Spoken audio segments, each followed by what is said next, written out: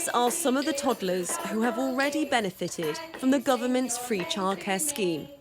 This is now being expanded, so many working parents are eligible for 15 hours of free childcare from when their baby is 9 months old, which will increase to 30 hours next September. I think it's fantastic, so it's a great initiative. I think it's going to be very helpful, obviously cost of living, various other pressures on people with young kids. It means both me and my partner can work, and just a bit more flexibility. It's been quite expensive without the funding. It's hoped this will help more working parents back into the office, as nursery fees have forced many parents, particularly women, to stay at home. But many worry about how nurseries will be impacted.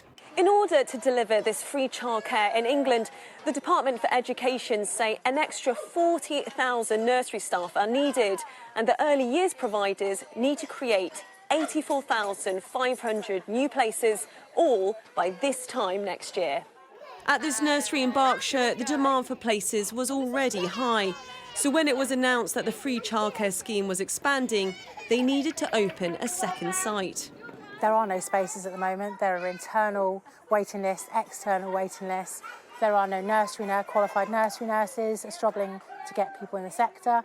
So much so, we've had to look at opening a second site because here at Playday, we had such a big waiting list that we couldn't accommodate our parents that we'd already got. Of course, all the parents getting funding. They're then coming to us for more places. We haven't got them. Many in the early years sector say there is a huge gap between government funding and the actual cost of delivering the expanded entitlement for children. There is nothing close to free because the reality is that providers are having to cross-subsidise the shortfall. They're having to charge extras for lunches that they wouldn't normally charge in terms of fees. They're having to charge for outings.